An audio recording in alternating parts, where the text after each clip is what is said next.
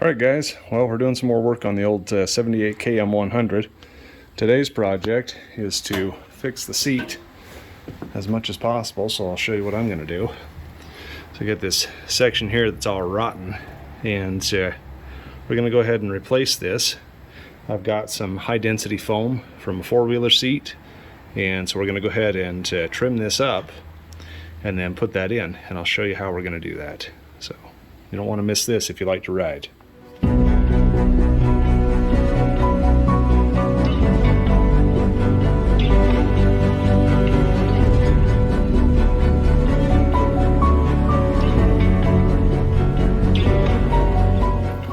Okay, so here's our magic tool. This is a electric bread knife, and this will slice this really nicely. I'm going to try and do this one-handed, so I'm trying to hold this down with my leg here or something so I can get a decent cut. Hold the camera at the same time. Hopefully I don't cut a finger off or something.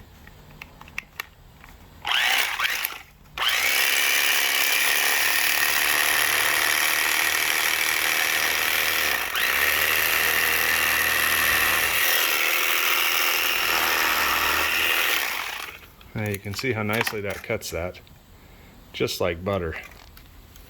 So looks like we got a little bit more to go, and we're going to be doing some trimming.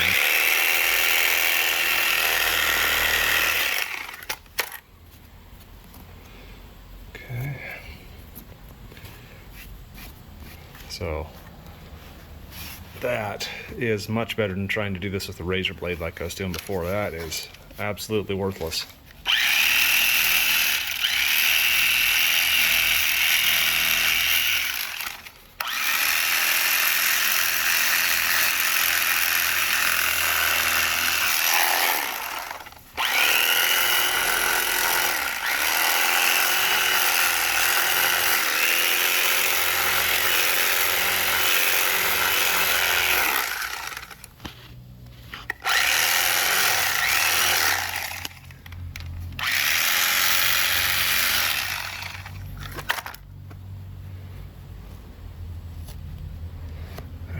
I got a little slit down in there, but that shouldn't be a big deal.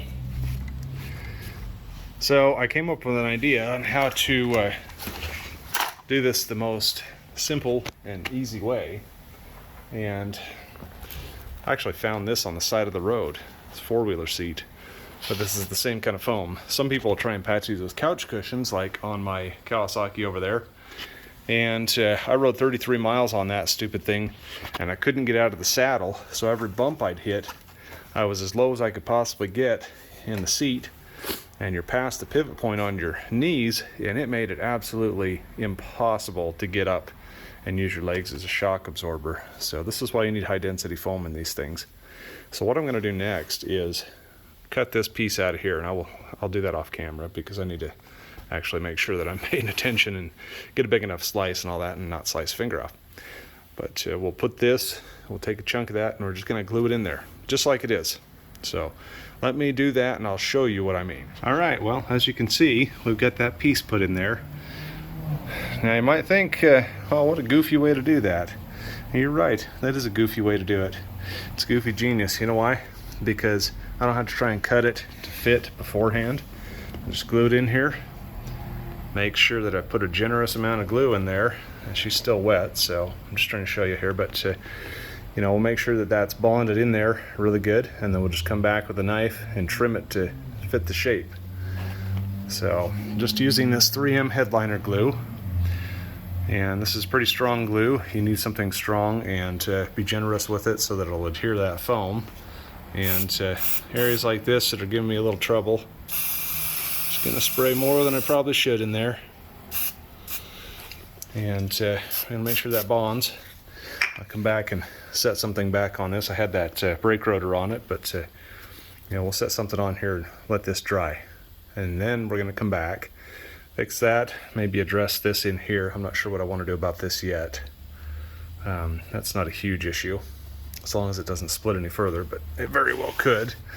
And then the big issue is there's basically a little side skirt that's very thin that goes around this entire thing, and you can see that has kind of just torn away on both sides, and it's cracked there.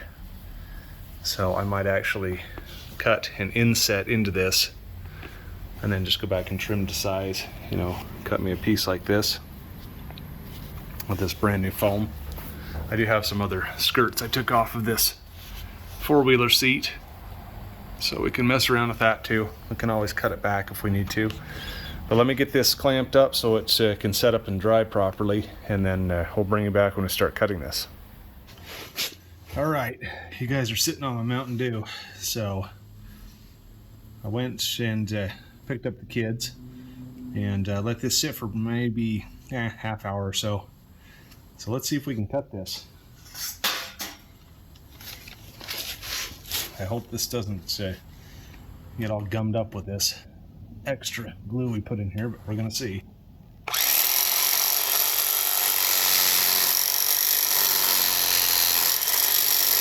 Oh yeah, it doesn't like that. It's still sticky.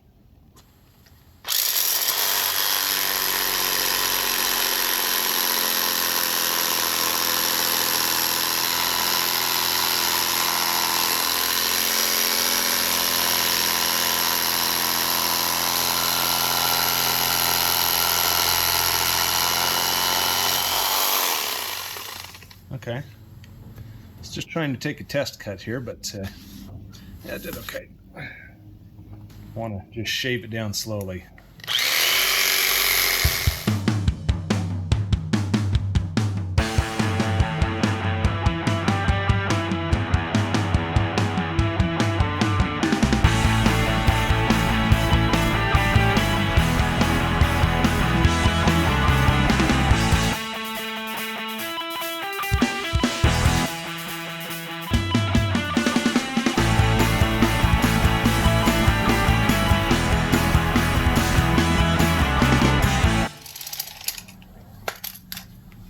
All right, that's starting to work. It's coming into shape all right.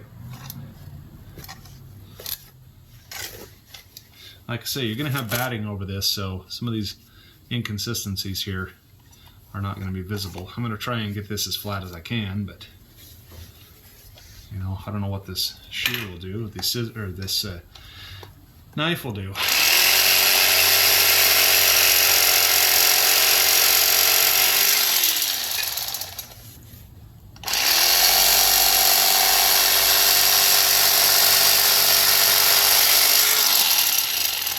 Okay, if you just kind of push down and bow that knife a little bit, that works pretty good.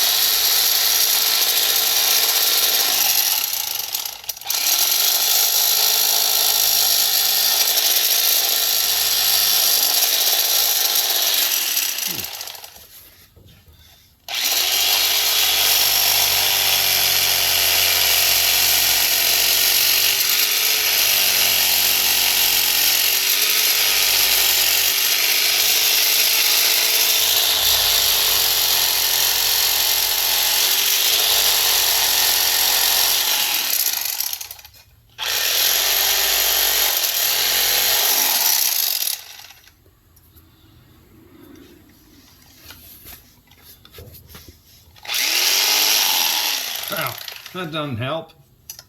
My blade just popped out. That thing back in there.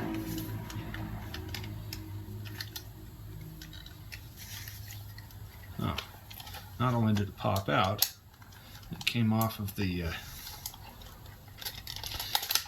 little keyway there. Maybe that's why it wasn't cutting good. I don't know.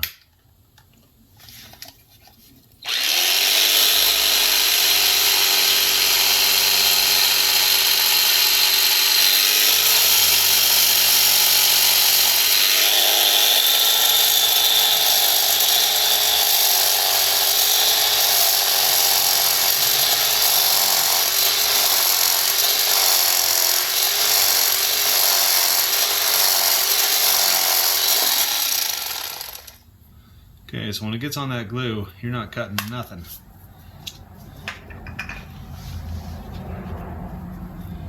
Nothing.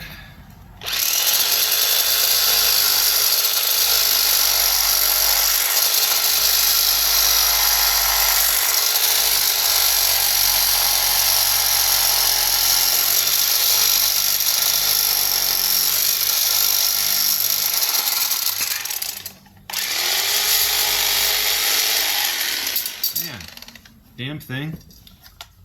Okay, is that locked now? Well, it's rattling less.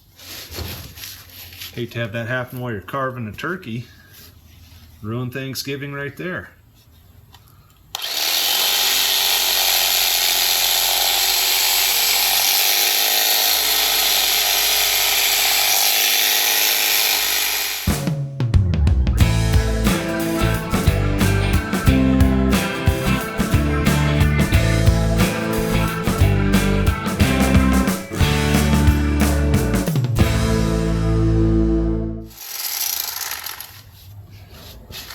Alright, I don't think that's horrible.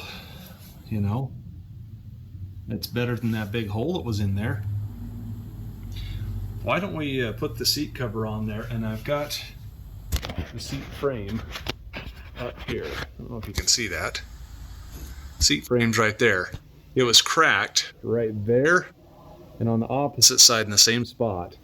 So I went ahead and welded those up. I beat it out, welded it up with the TIG welder, bent the little tab back that holds the seat cover on, and then sandblasted it all and painted it. So it's in really good shape now, but it was in pretty sad shape when I got the bike, just like everything else. I'll slip in a picture of this bike, how it looked when I got it, and you'll be appalled. Yeah, it was in pretty rough shape. She's pretty awesome now.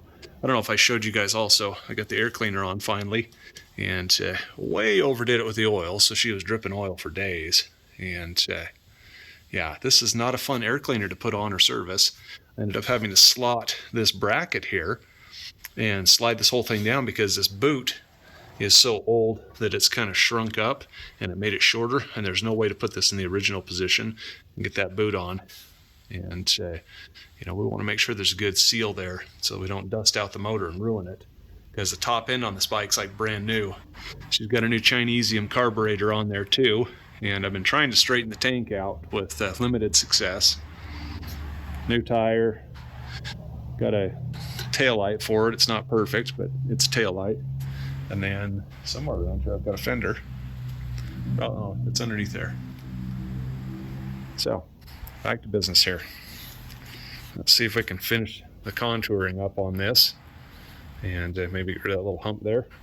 And I'll bring you back when I've got this ready to go with the seat cover.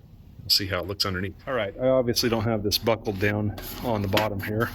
I'm trying not to drag this on the floor too much, but it's sitting on the frame and it'll be pulled tighter once we get it on there. Now it's gonna fall off, of course, because I'm trying to do this one-handed. All right, I'm holding this tight with one hand. Now I can see right there, just the ever so slightest line. And I don't think I would even notice that if I didn't know that I had just put that piece in. And like I say, the batting should help with that. And the batting compresses quite a lot, so it'll hide that. And I've got a lot of it, so that shouldn't be an issue to put some of that over there. And then kind of smooth this out a little bit and keep the seat cover puffed out. I'd like to see how it's done and what you can do with just a little bit of work. And this knife here, I think is made by Courant, however you say that. And it's kind of, you know, the ergonomics on this I think are the problem, because you want to put your finger right there and it inevitably vibrates the release for the blades. So this is, you have to push this down and then slide that forward. When you're pushing this down, it kind of vibrates itself forward and just falls out. So I think that was the issue, but this little switch in here is stupid. That might get modified and get this little guard broken off, because man, you get a hand cramp. Anyway, so that's what I've got for you today. I hope you guys enjoyed that short little video, and maybe it was helpful for some of you guys. I love riding dirt bikes, especially the old air-cooled two-strokes. And this little bike has been a blast. I can take the kids around the yard and ride on it. And when it gets warm again, we're going to go camping. It's starting to snow here. So I want to get this done, and then I've got another bike that we're going to do the same thing on, my KDX400. I'll probably start a series on that if you guys are interested. Let me know in the comments. It's a Kawasaki KDX400. I believe it's a 79. They made them for 2 years. It's almost the exact same bike as a KDX420, just with a teeny bit smaller motor. Thanks for watching, fellas. This is Reaper, signing off on another one. Like, comment, die.